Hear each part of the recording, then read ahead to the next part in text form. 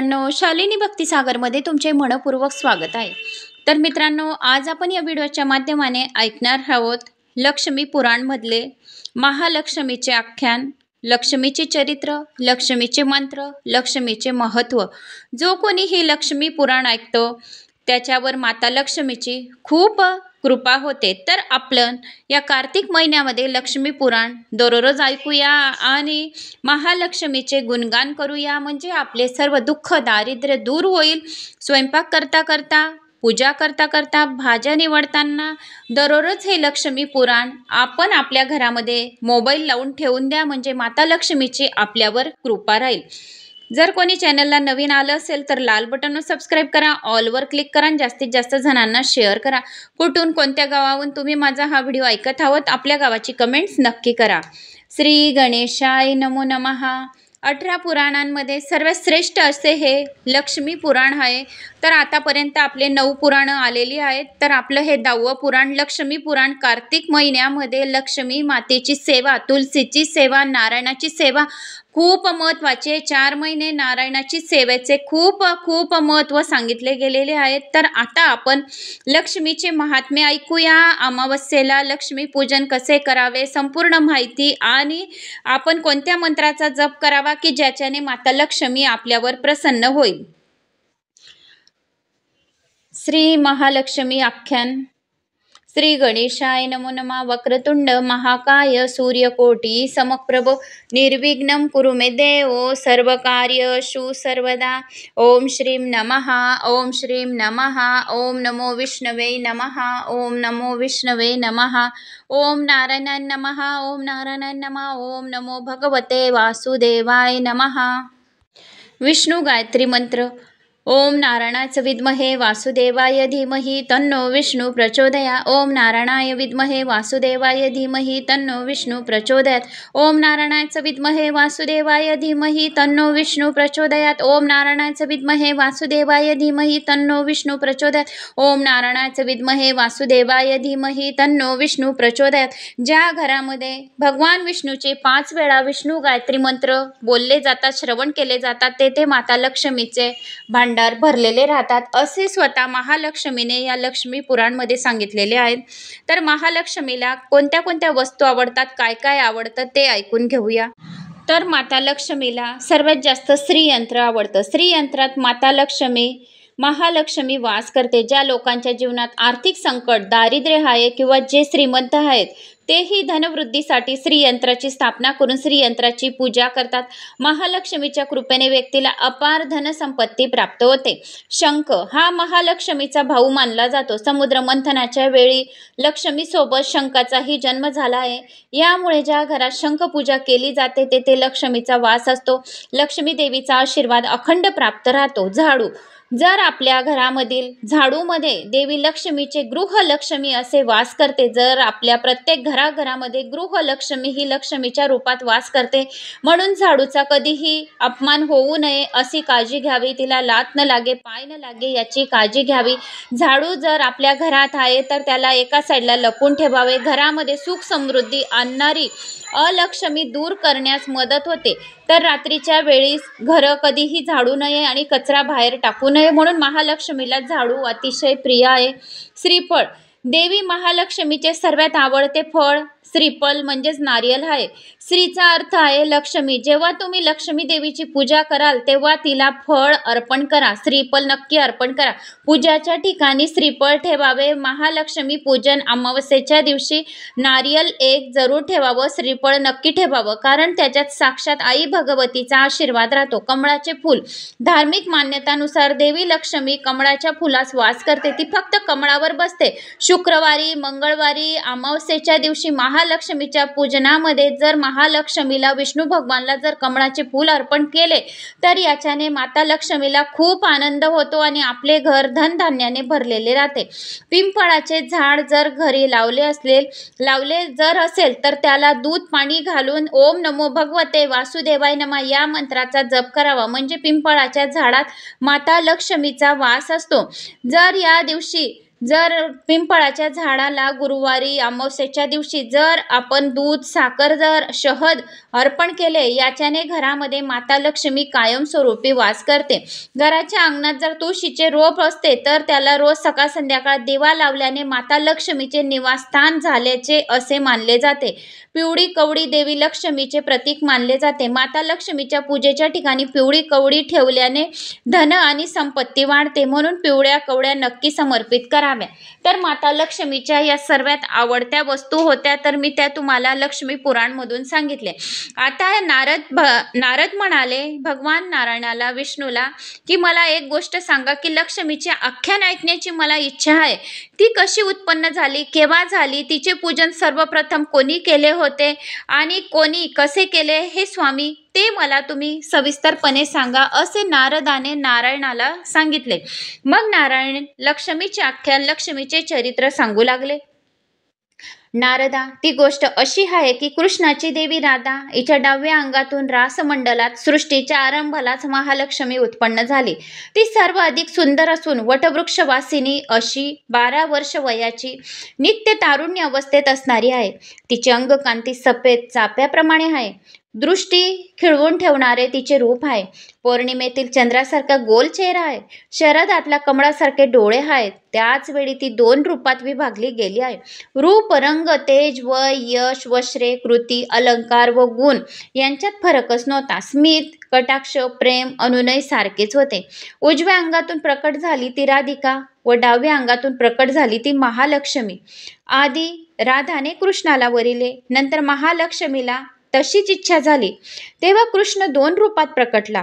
उजवीकडे 2 हातांचा व डावीकडे 4 हातांचा द्विभुज कृष्णाने महालक्ष्मीचा हात चतुर्भुजाच्या रूपात पकडला आहे. द्विभुज कृष्णाने महालक्ष्मीचा हात चतुर्भुज 4 हात होते. नारायणाला, विष्णू भगवानला जेव्हा विष्णूचे रूप होते त्यावेळेस महालक्ष्मीचा हात पकडला आहे, जिच्यामुळे सर्व जग परस्परांना प्रेम दृष्टीने पाहत असे. ती देवी महान असल्यामुळे तिला महालक्ष्मी असे म्हणतात. नुसते महालक्ष्मी सुद्धा म्हटले तरी सुद्धा आपल्यावर महालक्ष्मी प्रसन्न होते आणि जो खूप भाग्यवान आहे त्यालाच हे महालक्ष्मी पुराण ऐकण्याचे लाभ होतील. ज्याच्या पदरी खूप खूप काही जन्माचे पुण्य आहे त्याला हे लक्ष्मी पुराण ऐकायला मिळेल. सहजासहजी हे लक्ष्मी पुराण तुम्हाला कुठेच मराठीमध्ये ऐकायला मिळणार नाही. जो कोणी लक्ष्मी पुराण ऐकतो, महालक्ष्मीचे चरित्र ऐकतो, त्याचे 7 जन्माचे दुःख, दारिद्र्य लगेच दूर होते. आर्थिक स्थिती, आर्थिक अडचण असेल तर ती सुद्धा लगेच दूर होते. तर अशा प्रकारे राधा वल्लभ द्विभुज आहेत, तर लक्ष्मी वल्लभ चतुर्भुज आहे. दोघांचीही भोवती गोप गोपी असतात.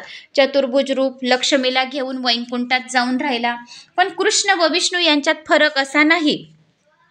महालक्ष्मीने योग सामर्थ्याने निरनिराळी रूपे घेतली आहेत. वैकुंठात ती रमा आहे. स्वर्गामध्ये इंद्राच्या संपत्तीच्या रूपात स्वर्गलक्ष्मी तीच आहे. पाताळात ती नागलक्ष्मी राजाची राज्यलक्ष्मी. घराघरामध्ये ती गृहलक्ष्मी या नावाने ओळखली जाते. गृहिणी रूपात मंगलकारी अशी गायीमध्ये सुरभी या नावाने ओळखली जाते. कामधेनू सुद्धा या नावाने महालक्ष्मी ओळखली जाते.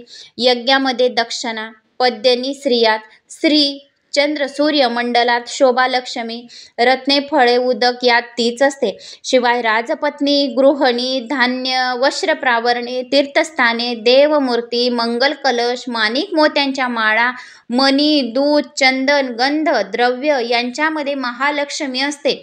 मधामध्ये, शहदमध्ये, वृक्षांमध्ये खूप ठिकाणी महालक्ष्मी राहते. बेलाच्या झाडाखाली महालक्ष्मी राहते. आवळ्याच्या झाडाखाली महालक्ष्मी राहते. तुलसीमध्ये महालक्ष्मी राहते. पिंपळाच्या झाडामध्ये महालक्ष्मी असते. दहीमध्ये महालक्ष्मी असते. साखरमध्ये महालक्ष्मी असते. गुळामध्ये महालक्ष्मी असते. तर अशा काही वस्तू आहेत की त्याच्यामध्ये महालक्ष्मी असते.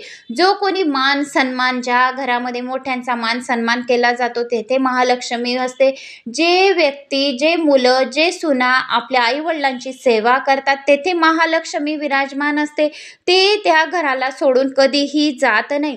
जी बायको आपल्या नवऱ्याचे म्हणजे खूप आदरतेने सर्व काही करते, तर तेथे सुद्धा महालक्ष्मी विराजमान असते. जी बायको आपल्या नवऱ्याला उनं बोलते ते महालक्ष्मी माता घर सोडून जाते. कारण की जो मोठ्यांचा अपमान, नवऱ्यांचा अपमान करते ते महालक्ष्मी विराजमान राहत नाही. नंतर ब्रह्मदेवाने, त्यानंतर शंकराने महालक्ष्मीची पूजा केली. सर्वप्रथम पूजन महालक्ष्मीचे नारायणाने केले. सर्वप्रथम नारायणाने महालक्ष्मीचे पूजन केले आहे. समुद्र मंथनातून ज्या वेळेस महालक्ष्मी निघाली तर नारायणाला दिली गेली, म्हणून नारायणाने समुद्र मंथनातून महालक्ष्मी निघाली तर तिचे पूजन केले. नंतर ब्रह्मदेवाने महालक्ष्मीचे पूजन केले. शंकरांनी महालक्ष्मीचे पूजन केले, म्हणून महादेव आणि महालक्ष्मी असे दोघांना नाव प्राप्त झाले आहे, कारण स्वयं महादेवाने महालक्ष्मीचे पूजन केले आहे. नंतर पुढे क्षीरसागरातील विष्णूंनी पूजली. त्यानंतर क्रमक्रमाने स्वयंभू मनूने महालक्ष्मीचे पूजन केले. ऋषी, मुनी, गृहस्थ, गंधर्व, पाताळ निवासी, नाग लोकांनी महालक्ष्मीचे पूजन केले. जो महालक्ष्मीची पूजा अर्चना करतो त्याच्यावर महालक्ष्मीची कृपा प्राप्त होते. महालक्ष्मीचे पूजन श्रवण करणे म्हणजे सर्व दरिद्रताचा नाश करणे. जो कोणी खूप भाग्यवान आहे तोच महालक्ष्मी असे श्रवण करतो, महालक्ष्मी पुराण श्रवण करतो. असे समजा की आपले भाग्योदय आता उज्ज्वल होणार आहे, म्हणून महालक्ष्मी पुराण आलेले आहे. ज्यांनी महालक्ष्मी पुराण ऐकणार त्यांचे भाग्य उज्ज्वल होईल आणि घरामध्ये आर्थिक स्थिती भरभराटून राहील, स्थिर लक्ष्मी राहील. तसेच ब्राह्मण वर्ग भाद्रपद शुक्ल अष्टमीला सुद्धा महालक्ष्मीची पूजा करतात. ज्या घरामध्ये महालक्ष्मीची दररोज दुधाने, मधाने, अत्तरने, सुगंधित द्रव्याने पूजा केली जाते मनोभावे, तेथे माता लक्ष्मी त्या घराला सोडून कधीच जात नाही. अशा घरामध्ये दूध कायम स्वरूपी राहते. ज्या घरामध्ये दूध, दही, तूप, लोणी, पंचामृतची जे संपूर्ण सामग्री आहे ज्या घरामध्ये राहते तेथे असे समजावे की महालक्ष्मीचा वास आहे. ज्या घरामध्ये पंचपक्वान दररोज बनतात या 1-2 दिवसांनी बनतात, या सकाळ संध्याकाळ एक वेळेस तरी पंचपक्वान बनेल म्हणजे तेथे महालक्ष्मी विराजमान आहे. ज्या घरामध्ये पंचपक्वानांचा भोग दिला जातो माता लक्ष्मीला, देवांना, तेथे महालक्ष्मी विराजमान राहते. महालक्ष्मीच्या आशीर्वादाशिवाय कोणत्याही घरी तुम्ही अन्न कोणतेही खाऊ शकत नाही. हे महालक्ष्मीची आपल्यावर कृपा, आशीर्वाद राहतो तरच आपण दुपारच्या जेवणात भाजी पोळी, डाळ भात, चपाती, गोड धोड असे खाऊ शकतो. कारण तिच्या आशीर्वादाबगैर आपण कोणतेही अन्न ग्रहण करू शकत नाही. ज्या घरामध्ये पंचपक्वान दररोज सकाळ संध्याकाळ बनतो, दूध ज्या घरामध्ये कधीच संपत नाही, साठा राहतो, त्या घरामध्ये माता लक्ष्मीचे वास्तव्य राहते. ज्या घरामध्ये शहद, अत्तर राहतं त्या घरामध्ये माता लक्ष्मीचे वास्तव्य राहते. तर नारदा त्रैलोक्यामध्ये पंधरवाडा भर पूजा केली जाते महालक्ष्मीची. चैत्र, पौष्य, भाद्रपद मंगळवारी पूजा महालक्ष्मीची करतात. गुरुवार, शुक्रवार हे महालक्ष्मीचे सर्वात आवडते दिवस आहेत. जो कोणी गुरुवारी, शुक्रवारी, अमावस्या, पौर्णिमा या दिवशी, अष्टमी, नवमी तिथी, एकादशी महालक्ष्मीला सर्वात आवडणाऱ्या तिथी आहेत. तर या दिवशी तुळशी पूजन करणाऱ्यावर सुद्धा महालक्ष्मी लवकर प्रसन्न होते. असे स्वतः महालक्ष्मीला सांगितले आहे की जो कोणी मला तुळशी जवळ कार्तिक महिन्यामध्ये जेवढे दीपदान करेल, तुलसी पूजन करेल, तेथे मी त्या घराला सोडून कधीच जाणार नाही. कार्तिक महिन्यामध्ये नारायणाच्या पूजेचे खूप काही महत्व आहे. नदी, तालाब, कुवा, बावडी, बेलाच्या झाडाखाली, पिंपळाच्या झाडाखाली, देवघरात, मटक्याजवळ जेवढे दीपदान जो जेवढे जास्त करेल कार्तिक महिन्यामध्ये, तर तेथे मी विराजमान राहील. आणि सर्वात माझा आवडता महिना कार्तिक महिन्यातील अमावस्येचा दिवस हा माझा सर्वात आवडता दिवस आहे. तर या अमावस्येच्या दिवशी जो कोणी मला चौमुखी दिवा लावेल, त्या दिव्यामध्ये कमलगट्ट्याचा मणी, तीळ, तांदूळ, लोंग टाकून चारी दिशांनी माझी पूजा करून अष्टलक्ष्मीचा आशीर्वाद घेतील, त्या घरामध्ये मी कायमस्वरूपी विराजमान राहील. नंतर त्रैलोक्यामध्ये महालक्ष्मीचा तर वास राहीलच, पण ज्या घरोघरी घरोघरी जर माझी गृहलक्ष्मी म्हणून पूजा करतील तर त्यांच्या घर मी कधीच सोडून जाणार नाही, असे स्वतः नारायणाने नारदाला सांगितले. मग सूर्य संक्रांती दिवशी माघातील पौर्णिमामध्ये सुद्धा पूजा केली जाते. या दिवशी सूर्य संक्रांतीमध्ये माघ महिन्यात पौर्णिमेच्या दिवशी जो मला पूजेल त्याच्या घरामध्ये मी धनधान्याचे भंडार भरून देईल. नंतर मग तिला पौर्णिमेला मनूने सुद्धा महालक्ष्मीला पूजले. त्या मंगल स्वरूपा लक्ष्मीची पूजा महेंद्र तर करतो, शिवाय केदारनाथ, नील, सुबोल, ध्रुव, उत्तनपाद, इंद्र, बळी, कश्यप, दक्ष प्रजापती, कर्दम ऋषी, विवसन, सूर्य, प्रियवत, चंद्र, कुबेर, वायू, यमराज, अग्नी, नारायण तसेच वरुण हे सर्व महालक्ष्मीची पूजा करतात. असे स्वर्ग लोकामध्ये एक सुद्धा असा व्यक्ती नाही की तो महालक्ष्मीला पूजणार नाही.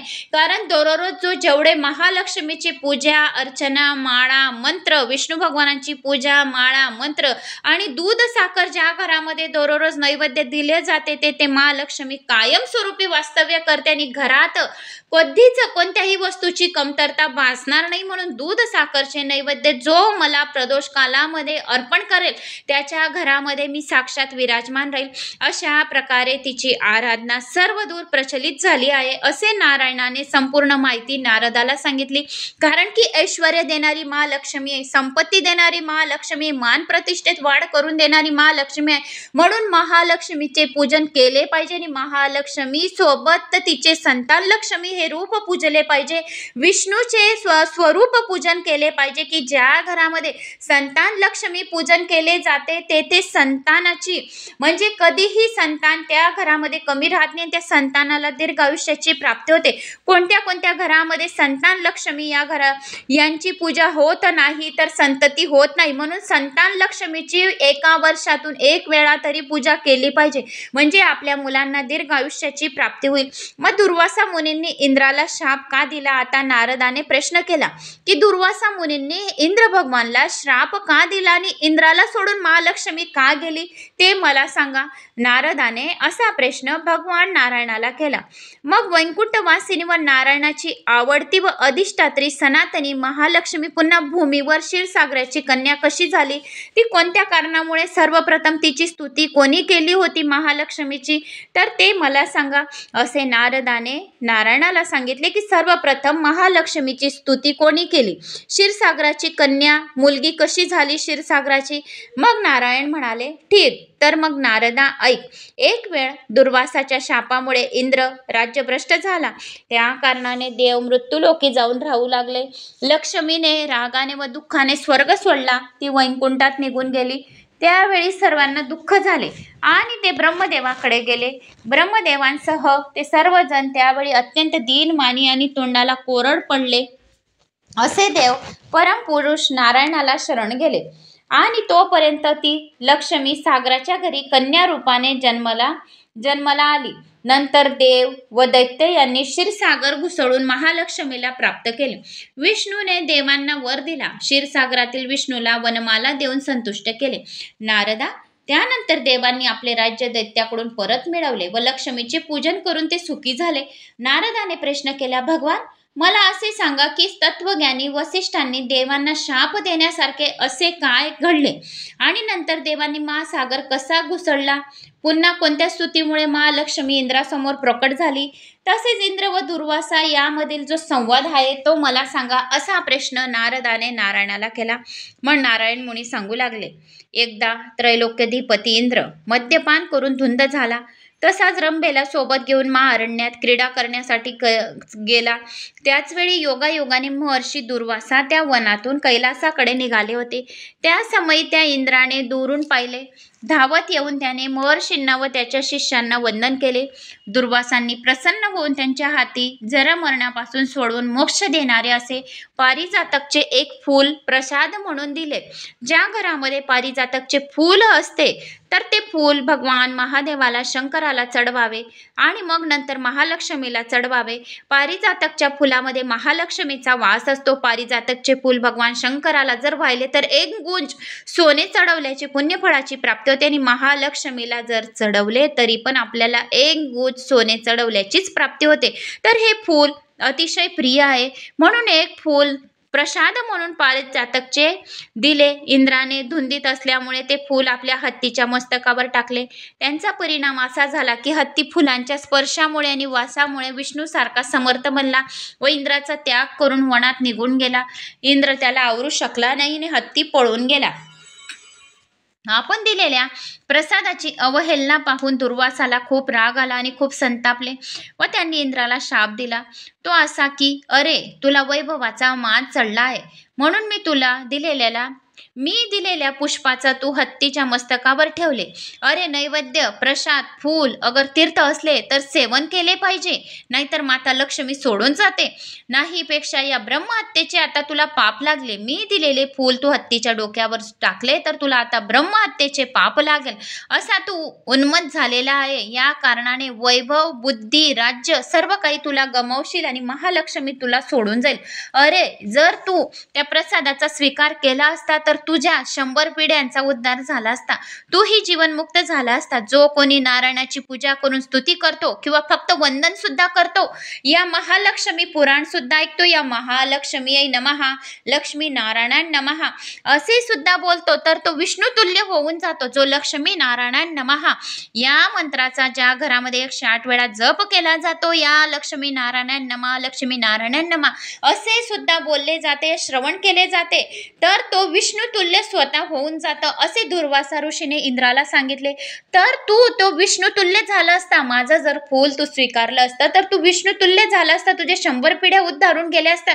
पण तू माझं फूल फेकून दिलं म्हणून तुला आता ब्रह्महत्येचं पाप लागेल आणि तुला राजवैभव जे आहे, महालक्ष्मी तुझ्यावर जे प्रसन्न आहे, तर तुला आता जो वैभवाचा माज चढला आहे तर तुला वैभव सोडून महालक्ष्मी जाईल. तुझी बुद्धी, वैभव, राज्य सर्व काही तू महालक्ष्मीमुळे प्राप्त केलं होतं, तर तू सर्व काही आता महालक्ष्मीची कृपा तुझ्यावर राहणार नाही. कारण महालक्ष्मी अतिशय चंचल आहे, तिला सांभाळणं खूप कठीण आहे. ती जर आता माझ्याजवळ आहे तर ती तुझ्याजवळ येईल, तुझ्याजवळ आहे तर परवा दुसऱ्याजवळ जाईल. मी तुला ते महालक्ष्मीचे फूल म्हणून तुला दिलेले होते, पण तू त्याचा अपमान केला म्हणून आता तुला राजवैभव, बुद्धी सर्व काही सोडून महालक्ष्मी निघून जाईल आणि ब्रह्महत्येचे पाप लागेल. जर तू फूल स्वीकारलं असतं तर तू विष्णू तुल्य झाला असता व त्याच्या केवळ स्पर्शाने तीर्थक्षेत्राचे तू पावन झाला असता, भूमी पवित्र झाली असती. एवढेच नव्हे, सर्व प्रकारच्या अपवित्र अन्नाचे जर सेवन करणारा सुद्धा राहिला आणि महालक्ष्मीचे नावाचे जर फूल राहिले आणि त्याने जर ते जवळ ठेवले, लॉकरमध्ये ठेवले, या आपल्या चांगल्या ठिकाणी ठेवले, तर त्याला तीर्थस्थानांचे स्नान केल्याची पुण्यफळाची प्राप्ती होते. उदाहरणार्थ म्हणजे वेश्येकडचे, अविराचे, शुद्धाघरचे अन्न, श्राद्ध अन्न, देवाला नैवेद्याने दाखवले अन्न, विनाकारण मारलेल्या प्राण्यांचे मांस, शिवलिंगावर वाहिलेले अन्न, शूद्राचे पुरोहित करण्याचे दिलेले अन्न, चिकित्सिक अन्न, पुजाऱ्या घरचे अन्न, कन्या विकणाऱ्याच्या घरचे अन्न, कुटिनीचे अन्न, उष्टे अन्न, शिळेपाकळे अन्न, पंक्तीला टाकलेले अन्न, शूद्राणीच्या ब्राह्मणी पतीचे अन्न, बैलांना राबवणाऱ्या ब्राह्मणा घरचे अन्न, मुंज न झालेल्या ब्राह्मणाकडचे अन्न, प्रेत दहन केलेले विधी करणाऱ्या ब्राह्मणा घरचे अन्न जो कोणी खातं तर त्याच्यावर महालक्ष्मीची अवकृपा. त्याचप्रमाणे मित्रद्रोही, कृतज्ञ, विश्वासघातकी, खोटी साक्ष देणारा अशा सारख्यांचे अन्न जर खाण्यात आले तर तो दोष सुद्धा नष्ट होतो. अगदी चांडाळ असून जर का तो हरिभक्त असला तर त्याच्यामुळे कोटी वंशाचा उद्धार होतो. हरीची भक्ती न करणारा स्वतःचा उद्धार करू शकत नाही, पण चुकून का होईना जर त्याने विष्णू नैवेद्य, या महालक्ष्मीचे नैवेद्य किंवा निर्माल्य यांचे जर सेवन केले तर 7 जन्माच्या पापातून आणि 7 जन्माच्या दरिद्रतेमधून तो मुक्त होतो. लक्ष्मी नारायण नमः, लक्ष्मी आणि नारायणाचे सोबत नामस्मरण करणाऱ्याचे खूप जय जयकार होतो, यात शंका नाही. मग जो श्रद्धा भक्तिपूर्वक विष्णूचा प्रसाद स्वीकारेल तो कोटी जन्मामधल्या पापातून मुक्त होईल आणि महालक्ष्मी त्या व्यक्तीवर प्रसन्न होईल. जर आर्थिक स्थिती चांगली नसणार, धनामध्ये वाढ होत नाहीये, बरकती राहत नाहीये, तर आईंनी या मंत्राचा जप करावा. तर लक्ष्मी नारायण नमः, ओम लक्ष्मी नारायण नमः या मंत्राचा जप आपल्या मुलांच्या प्रगतीसाठी, मान प्रतिष्ठेत वाढसाठी आणि महालक्ष्मीचा आशीर्वाद प्राप्त होण्यासाठी ओम लक्ष्मी नारायण नमः या मंत्राचा जप करावा आणि दूध आणि साखर दररोज महालक्ष्मीला नैवेद्य म्हणून अर्पण करावे. कमलगट्ट्याचा मणी महालक्ष्मीला खूप आवडतो. आवडतो तर महालक्ष्मीला कमलगट्ट्याचा मणी टाकून दिवा लावावा, याच्याने महालक्ष्मी खूप प्रसन्न होते, असे लक्ष्मी पुराणमध्ये सांगितले गेले आहे. जर आपण असे केले, विष्णूचा प्रसाद जो कोणी स्वीकार करतो तो कोटी जन्मामधल्या पापातून निसंशय मुक्त होतो. मूर्खा, ज्या अर्थी मी दिलेले विष्णू निर्माल्यातील फूल तू हत्तीच्या डोक्यावर फेकून दिले आहे, असे दुर्वासा ऋषींनी इंद्राला सांगितले, त्या अर्थी तुला लक्ष्मी आता सोडून जाईल. तू लक्ष्मीचा अपमान केला आहे. माझा अपमान केला म्हणजे लक्ष्मीचा अपमान केला. अरे, मी तर नारायणाचा भक्त आहे. देव, ब्रह्मदेव, यम, वादर्ग्य, काळ यांना मी जुमानीत नसतो. तू जर पिता जो प्रजापती कश्यप, तो माझे काय बिघडू शकेल? तुमचा गुरु जो बृहस्पती, तो तर माझ्या खिचकणीत सुद्धा नाही. इंद्रा, हे फूल ज्याच्या मस्तकावर पडेल तो सर्वत्र पूजला जाईल. पारिजातकचे फूल अतिशय महत्वाचे आहे. पारिजातकच्या झाडाखाली जर कोणी दिवा लावेल, महालक्ष्मीच्या नावाचा जप करेल, ओम श्रीम नमः या मंत्राचा जो कोणी जप करतो त्याच्यावर महालक्ष्मीचा आशीर्वाद राहतो. एवढे ऐकल्यावर इंद्राची तर आता धुंदी एकदम खाडकन, त्याचा नशा उतरला की मला लक्ष्मी सोडून जाईल असे स्वतः दुर्वासा ऋषींनी श्राप दिला, म्हणून त्याची खाडकन त्याचा नशा उतरला आणि धुंदी उतरली. तो मुनींच्या चरणावर पायावर रडत बसू लागला. प्रभू, आपण योग्य शाप दिला, याच्यासाठी मला माफ करा. माझे वैभव भलेही नष्ट हो, पण माझे ज्ञान मात्र नष्ट होऊ देऊ नका. ऐश्वर्य काय किंवा विपत्ती काय, दोन्हीचे बीज तेच आहे. ऐश्वर्याची मस्ती ही ज्ञान नष्ट करते, तीच मुक्ती मार्गावरील कुऱ्हाड आहे आणि भक्त मार्गाची अडचण आहे. दुर्वासा बोलले, तू खरं बोलला आहे. जन्म, मरण, जरा, दुःख व रोगादीचे बीज तेच आहे. संपत्तीची झापड डोळ्यावर असली की तो आंधळा होतो व मुक्तीचा मार्ग त्याला दिसेनासा होतो. संपत्ती व विषय यांची धुंदी असलेला दारुड्याप्रमाणे असतो. बांधवाच्या गराड्यात असून तो एकाएकी असतो, त्याला विषय भोगामुळे मुक्ती मार्ग दिसत नसतो. विषयांध पुरुष राजसी, तामसी असे दोन प्रकारचे आहेत. जे शास्त्र जाणतात ते राजसी व न जाणणारे तामसी. तुम्हाला 3 गुण मी सांगितले आहेत. खूप काही 9 पुराणांमध्ये तर तुम्हाला तिघी गुणांचे आठवण असेल की तिघी गुण काय काय आहेत. सत्वगुण, तामसगुण, राजसगुण. आपल्यामध्ये सत्वगुण पाहिजे, कारण विष्णू भगवानमध्ये सत्वगुण आहे. राजसगुण ब्रह्मदेवामध्ये आहे. तामसगुण भगवान शंकरामध्ये आहे. म्हणून आपण सत्वगुणच करावं. कोणाशी पण व्यवस्थित व्यवहार करावा, सर्वांशी चांगले वागावे, प्रेमाने बोलावं, उनदुन बोलू नये. म्हणून केव्हाही तू राजसी न जाणणारा तामसी असा तू स्वतःला समज. शास्त्राचे 2 प्रकारचे मार्ग सांगतात. एक मार्ग जो आहे तो प्रवृत्ती दिशेला नेतो, दुसरा मार्ग निवृत्तीकडे नेतो. पहिला प्रवृत्तीचा जो मार्ग आहे त्यावरून प्रवास करणारा जीव स्वच्छंदी, स्वरोचारी, उन्मत्त असतो. तो मधाच्या लोभाने कष्टातच सुख मांडणारा असतो. अंती जन्म, वृद्ध आणि मरण असे फेरे करील. कर्माप्रमाणे वेगवेगळ्या योनीमधून भटकत राहतो. नंतर पुढे केव्हा तरी ईश्वराची कृपा जर झालीच तर त्याला सत्संगाचा लाभ होतो. तो हजारो लोकात क्वचित एखाद्याला मिळतो. मग संत त्याला तत्वप्रकाशातून मुक्तीचा मार्ग दाखवतो व तो जीव बंधनातून मुक्त होण्यासाठी प्रयत्न करू लागतो. असा प्रयत्न कैक जन्मात केल्यानंतर तो मुक्त होतो. इंद्रा, तू जो प्रश्न केलास त्याचे हे उत्तर गुरुकृपेने मी जाणले आहे. असे ऐकल्यावर इंद्राच्या मनात विरक्ती दाटून आली. तो तिथून परत फिरला. अमरावतीपाशी जाऊन पाहतो तर काय, सर्वत्र दैत्यांचे साम्राज्य माजले गेलेले. त्याच्या लोकांमध्ये ज्यावेळेस जो जातो तर त्याच्या लोकांमध्ये साम्राज्य माजले गेले होते, कारण की दुर्वासा ऋषीने त्याला श्राप दिला होता. तुझे वैभव, मान, प्रतिष्ठा, लक्ष्मी सर्व काही आणि तुझी बुद्धी सुद्धा सोडून जाईल, कारण मी दिलेल्या फुलाचा तू अपमान केला. पारिजातकच्या फुलाचा तू अपमान केला, कारण की ते फूल विष्णू तुल्य होतं आणि जो कोणी विष्णूचा अपमान करतो त्याला लक्ष्मी सोडून जाते, म्हणून तुला लक्ष्मी सोडून जाईल असे सांगितले. तो त्याच्या इंद्रलोकीमध्ये जातो तर ते साम्राज्य जिकडे तिकडे माजलेले होते. स्वरिचार होता, दुष्कृत्यांनी थैमान मांडले होते, न्याय नीती याचा मांसू मुरला नव्हता. अशी दुर्दशा पाहून तो बृहस्पतीपाशी मग इंद्र गेला की माझ्या लोकांमध्ये सर्व दैत्य आहेत. त्यामुळे देवगुरु मंदाकिनी नदीत उभा राहून ध्यानात मग्न होते. बृहस्पतीपाशी म्हणजे बृहस्पतीजवळ ज्या वेळेस इंद्र देवता गेले त्यावेळेस मंदाकिनी नदीमध्ये ते ध्यानमध्ये मग्न होते. त्यांची दृष्टी सूर्यावर खिळलेली होती. तपवृद्ध, वयोवृद्ध, ज्ञानवृद्ध अशा करुणासागर गुरुला पाहताच त्याची समाधी उत्तरेपर्यंत इंद्र थांबून राहिला. देवगुरु ध्यान संपून पाण्यातून बाहेर येताच इंद्राने त्याच्या पायावर लोळण घातले आणि दुर्वासाकडे मिळालेल्या शापाचा सर्व वृत्तांत रडत रडत त्याने सांगितला. त्याचप्रमाणे मला श्राप सुद्धा दिला, माझे ज्ञान सुद्धा संपूर्ण नाहीसे होईल असा श्राप दिला, हे सर्व काही सांगितले.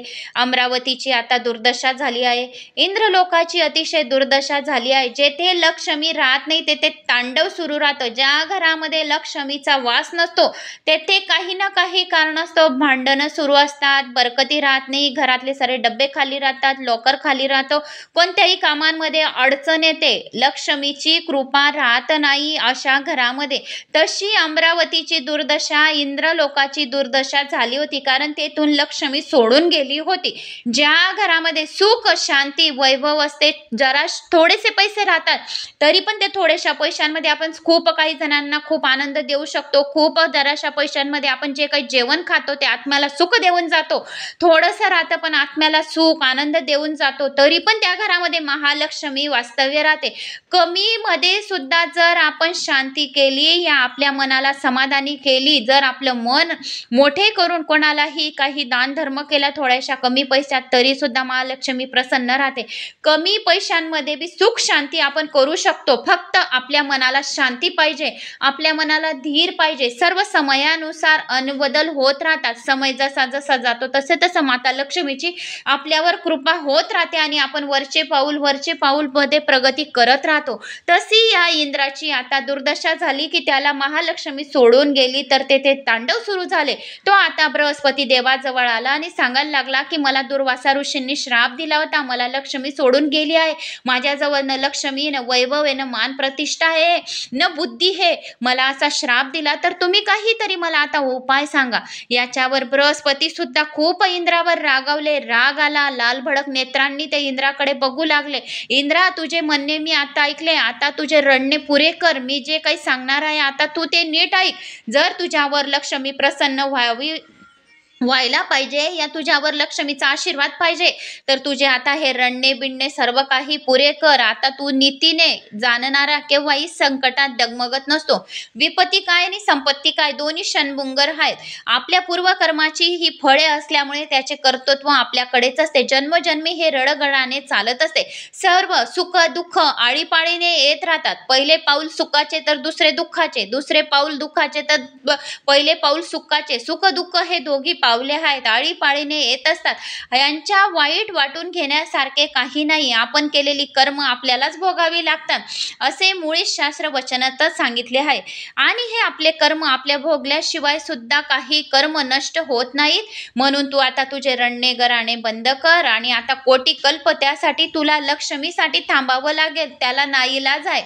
आता तुला खूप टाइम महालक्ष्मीची वाट बघावी लागेल, थांबावे लागेल, तर याला इलाज नसतो. सतकृत्य अगर दुष्कृत्य असो ते भोगावेच लागतात. कृष्ण परमात्म्याचे वचन आहे. सामवेदामध्ये ब्रह्मदेवाला उद्देशून ते सांगितले आहे. जन्म कुठेही मिळो, ब्राह्मणाचा ठिकाणी मिळो या राजाच्या घरी मिळो, जन्म कुठेही मिळो, आशीर्वाद आणि श्राप हे दोघी कर्मांमुळे मिळत असतात.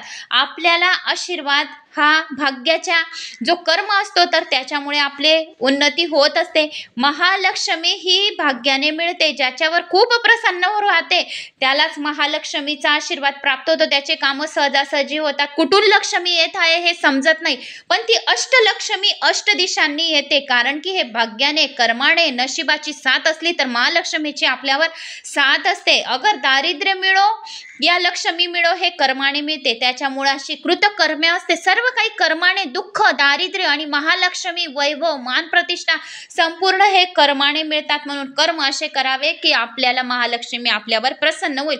कोट्यवधी जन्मात केलेली कर्म जीवाला चिकटून चालत असतात. कोट्यवधी कर्म हर जन्मामध्ये थोडे थोडे कर्म प्रत्येक जीवनामध्ये आपल्याला हर जन्मामध्ये भेटत असतात. तर हे कर्मामुळे आपल्याला भेटत असतात ही चालना.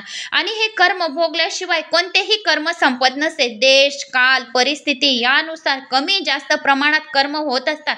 तर ती कर्म कशी होतात तर आता तू ते ऐक. वस्तूच्या दानाचे पुण्य एकपट मिळते, परंतु तेच दान जर आपण अमावस्येच्या दिवशी केले तर त्याचे फळ कोट्यवधी मिळते. पुण्य तर कर्म करतोच रोज आपण महालक्ष्मीची सेवा करतो, लक्ष्मी पुराणाची सेवा करतो, विष्णू पुराणाची सेवा करतो, विष्णूचे नामस्मरण दररोज करतो. जर आपण अमावस्येच्या दिवशी जर याचे पूजन केले तर महालक्ष्मी आपल्यावर कोट्यावधी प्रमाणे प्रसन्न होईल. म्हणून महालक्ष्मीचे पूजन अमावस्येच्या दिवशी सर्वात जास्त करावे. संक्रांतीच्या दिवशी महालक्ष्मीचे नामस्मरण करावे, कारण की ह्या पुण्य जे आहे तर हे 100 पटीने फळ देऊन जाते, दुःख दारिद्र्य दूर करून जाते. चातुर्मासातील जी पौर्णिमा आहे, शरद पौर्णिमा, चातुर्मासातील शरद पौर्णिमाचे जे पुण्य आहे त्याचे पुण्य अगणित माप आहे, अनंत पटीने फळ देऊन जाणार आहे. इंद्र चंद्र कुबेर लक्ष्मी यांचे वास्तव्य साक्षात पृथ्वीवर इंद्रचंद्र कुबेरजी येतात आणि महालक्ष्मीचा आशीर्वाद देऊन जातात. ज्या घरामध्ये रात्री 12 वाजता महालक्ष्मीच्या नावाचा दिवा लावला जातो, विष्णू भगवानाच्या नावाचा दिवा लावला जातो, तेथे माता लक्ष्मी त्या दिव्यातच समावून जाते आणि त्यांच्या घरात समावून जाते. म्हणून चातुर्मास पौर्णिमेला, शरद पौर्णिमेला एवढं महत्व दिलं गेलेलं आहे. कोट्यावधी पुण्य फळाची जर आपल्याला प्राप्ती पाहिजे आहे, महालक्ष्मीचा जर आपल्याला जास्तीत जास्त आशीर्वाद पाहिजे आहे तर तिथीनुसार महालक्ष्मीचे पूजन करायला हवे. सोमवारी पूजन केले तर ठीक, त्याचे 1 पटीने फळ मिळेल. तेच फळ जर आपण अमावस्या, अष्टमी, नवमी, एकादशी, द्वादशी, प्रदोष आणि अमावस्या अशा दिवशी जर केले तर याचे फळ अनंत पटीने मिळते. म्हणून अशा काही तिथ्यांना लक्ष्मीचे पूजन केल्याने आपल्यावर महालक्ष्मी प्रसन्न होते आणि जे वाईट कर्म आहेत तर त्या वाईट कर्मामधून आपली सुटका होते. आणि हर जन्मामध्ये थोडे थोडे कर्म आपल्याला चिकटलेले असतात, तर हर जन्माचे कर्म आपले धुवायला हवे. तर अमावस्या, पौर्णिमा, अष्टमी, नवमी, दशमी आणि एकादशी, द्वादशी, प्रदोष अशा या दिवशी, या तिथींना खूप काही महत्व आहे. तर या तिथींवर महालक्ष्मीचे पूजन करावे. या तिथींवर महालक्ष्मीचे पूजन ओम श्रीम नमः लक्ष्मी नारायण नमः, ओम नमो विष्णुवे नमः, ओम नमो भगवते वासुदेवाय नमः या मंत्राचा खूप काही महत्व सांगितलं गेलं आहे. तर या मंत्राचा जप करत करत महालक्ष्मीचे पूजन करावे, तर याचे फळ कोटी गुणा आपल्याला मिळेल. या पात्राप्रमाणे दानाचे सुद्धा फळ आहेत. जसे मी तुम्हाला महालक्ष्मीच्या पूजनाचे फळ सांगितले तसेच दानाचे फळ आहे. पात्राप्रमाणे दानाचे फळ आहे. सामान्य गरजूला दिलेले दानाचे फळ 1 पट, सत्पात्री दिलेल्या दानाचे फळ 64 फळ, देशभेदानुसार असे अचानक दिलेले फळ तर कोट्या गुणा. शेतकरी तोच असला, बियाणे जरी एकच प्रकारचे असले तरी जमिनीचे कमी अधिक कसरदारपणामुळे पीक हे कमी जास्त असतं. उदाहरणार्थ, जर आपण शेतकरी पीक तर तोच बियाणे पेरतो, पण त्याच्या कर्मानुसार शेतामध्ये पीक कमी जास्त येतं. त्याची धरती कशी असते, त्याची जमीन कसदार आहे की नाही, त्याची जमीन पाण्याची आहे की नाही, पीक हे कमी जास्त त्याच्या कर्मामुळे येतं, म्हणजे जमिनीमुळे येतं.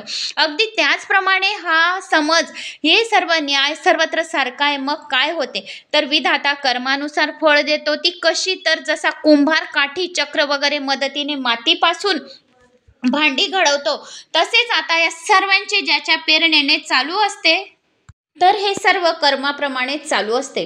सर्व ज्याच्या प्रेरणेने चालत असते त्या नारायणाला तू शरण जा. तो विधीचा जन्मदाता, पोषकचा पोषक, त्रैलोक्य सहित सृष्टीचा रचयिता, सर्व सहारक, काळांचा सहार करणारा आहे. या महान संकटाने भरलेल्या संसारात जो कोणी त्या मधुसूदनाचे निस्ते स्मरण करेल त्याचे सर्व संकटे दूर होतील, सुखात परिवर्तन होईल, राजवैभव, ऐश्वर्य, मान सन्मान आणि महालक्ष्मी त्याच्या घरात भरलेली राहील, असे शंकराचे कथन होते. तर असे हे सर्व बृहस्पतीने इंद्राला सांगितले. एवढे सांगून तत्वज्ञानी गुरुने इंद्राला आलिंगन दिले आणि आशीर्वाद देऊन निरोप दिला. तर मला अशी आशा आहे की तुम्हाला हे लक्ष्मी पुराण आवडलं असेल. तर पुढे इंद्र सत्यलोकात जातो, तेथे त्याला लक्ष्मी कशी विराजमान राहील, कशी महालक्ष्मीची त्याने कोणती पूजाविधी केली, कोणते स्तोत्र मंत्र गायले, तर ते मी तुम्हाला उद्या पुढच्या व्हिडिओमध्ये सांगेल. तर मला अशी आशा आहे की तुम्हाला माझा हा व्हिडिओ आवडला असेल. आवडल्यास लाईक, शेअर, सबस्क्राईब करा. कमेंट्स बॉक्समध्ये जो महालक्ष्मी नमः हा लिवेल, या लक्ष्मी नारायण नमः, ओम नमो विष्णवे नमः, तेवढी महालक्ष्मी तुमच्यावर प्रसन्न राहील. कमेंट्स नक्की करा लक्ष्मी नारायणाच्या नावाने, म्हणजे आपण तेवढे लिहू तर आपल्या हातांवर, बाहूंवर आपल्या अष्टलक्ष्मी विराजमान राहील, घरात विराजमान राहील, आपल्या हृदयात महालक्ष्मीचे स्थान प्राप्त होईल. तर कमेंट्समध्ये लक्ष्मी नारायण नमः, या विष्णुवे नमः, ओम श्रीम नमः काहीतरी महालक्ष्मीच्या नावाने जय माता लक्ष्मी काहीतरी कमेंट्स बॉक्समध्ये नक्की करा. चॅनलला सबस्क्राईब करा. जास्तीत जास्त जणांना जेवढं शेअर करेल 11 जणांना तेवढी महालक्ष्मी तुमच्यावर प्रसन्न होईल. तर शेअर करायला विसरू नका, लाईक करा आणि पुढे हा व्हिडिओ नक्की जास्तीत जास्त जणांना पाठवा. जय लक्ष्मी माता. ओम नमो विष्णवे नमः. आता पुढच्या व्हिडिओमध्ये इंद्राला महालक्ष्मी कशी प्रसन्न होईल ते ऐकण्यासाठी सबस्क्राईब करा आणि पुढच्या व्हिडिओची वाट बघा. जय माता राणी. तर आता महालक्ष्मीचे पुराण शालिनी भक्तिसागरवर सुरू आहे. तर शालिनी भक्तिसागर कथा हे माझं सेकंड चॅनल आहे. त्या चॅनलवर बी छोटे मोठे मंत्र दिवाळीसाठी सुरू आहेत. 10 मिनिटाच्या सेवा, तर तिथे पण जाऊन तुम्हाला सेवा पाहिजे असतील तर सेवाचा लाभ घ्यावा. शालिनी भक्तिसागर ID इंस्टाग्रामची आहे, तर शालिनी भक्तिसागरची ID बी फॉलो करावी इंस्टाग्रामवर. जय माता राणी. जय महालक्ष्मी. ओम नमो विष्णवे नमः. महालक्ष्मीचं विद्मय विष्णुपतीचं धीमहि तन्नो लक्ष्मी प्रचोदयात्.